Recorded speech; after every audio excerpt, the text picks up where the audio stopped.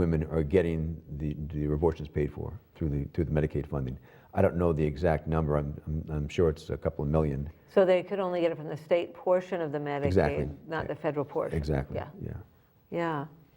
Well, I know that in the Moe decision, the court said childbearing funding must include abortion. Right. So if the legislature says, we're going to help pregnant women with their, somehow support a woman in a crisis pregnancy with funding, what is the judge saying that entails? I think what the Moe decision said was, it's not necessarily a constitutional right to have your abortions funded. However, the state is involved in maternity care. And if the state's going to get involved in that area, it's unfair to only fund maternity care and not abortions. And therefore, under the due process section of the state constitution, if the state's going to get involved in maternity care, then it also must get involved in the funding of abortion. So that was the reasoning. So was Moe, I know Moe is a name for someone who wants to be anonymous. Right. So was the person called Moe saying, everybody else gets their child care, their baby delivery funded, why can't I get my abortion funded? I think essentially, yes. Mm. Yeah. And that judicial decision actually took it out of the hands of the legislature, so the voters can't be represented. It's That's kind right. of a taxation without representation. Right, it is, yeah. So this would not change anything right away. It would just say, now the legislature can vote, instead of having the judge make legislation. Exactly, it's just setting the table. It's making it so it's possible in the future, when we do have the votes in the legislature, to change this. But also, I think it's going to put a little bit of pressure on the legislatures because right now they don't have to take a position on abortion, really. Right. And now, if this thing passes, and then someone proposes a bill, like Representative Lyons may propose a bill to stop taxpayer-funded abortions, well, now people can lobby their legislators, and they have to take a position on it. And now there's going to be a record on abortion. And not only, I would hope not only the social conservatives, the people that are opposed to abortion, putting heat on their legislator, but also the fiscal conservatives who don't want their money being spent on abortion. So I would hope that, this is a long-range project, but it's got to start somewhere, because unless this constitution, the state constitution, is amended in this regard, we're going nowhere. Okay, so this would actually put legislation back in the legislature, which is where it's supposed to be, not in the courts. Exactly. Yeah. So if you pass this amendment, then, as you said, somebody may or may not propose a bill to stop funding of abortion, and then people on each side can call their legislator.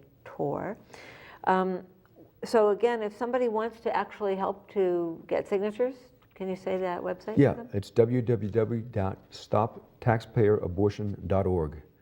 And there's a sign-up sheet, and you don't have to be experienced. You can get trained. Actually, the last time around when we didn't get enough signatures, Renew Mass Coalition is going to mail out the signature sheet to every single person that signed to have them sign again. So that right now we're looking for volunteers, but in the fall we're looking for signers. 100,000 of them. 64,750 of them certified. 100,000 raw. Yeah, 100,000 people sign in order to get 64,000 perfect ones. Okay, so that will be a big project, starting really getting going in the fall. Yes. And until then, you have a lot of steps to do getting ready? Well, one of the steps is I have to get 10 original signers, and they've got to submit their names and sign and get certificates of voter registration. That sort of starts the ball rolling. Then I submit that to the Attorney General's office. They have to review the petition, the language, to see whether it's in compliance with the state constitution. Which it already was the last time around. Yeah, this one actually, the wording is going to be slightly different, but basically the same. And then that will, if that is approved, then that goes to the Secretary of State. The Secretary of State produces the actual petition sheets. Last time I think there was 23 different places for names on it. You know? So we fill those sheets up, we submit them to the town clerk. The town clerk, in each, that's one of the problems, is each sheet is specific to each town or city. So that's got to then be brought to the town clerk, registrar's office, town clerk's office. They have to certify that this person, yes, you know, is a voter, is a registered voter in that town, not signing twice. And then that the organizers like me have to go pick it up from each town clerk's office and bring it to the Secretary of State's office. This is all by, there's certain deadlines. Deadlines. So if someone signs a petition, they have to sign on their own town's sheet of paper. Correct. Who are the 10 original people, or some of them that you have Well, gathered? last time it was Representative Jim Lyons and his wife, a lot of people from the Arlington, Medford area where actually this whole thing started with the pro-life committee at the St. Agnes Catholic Church in Arlington.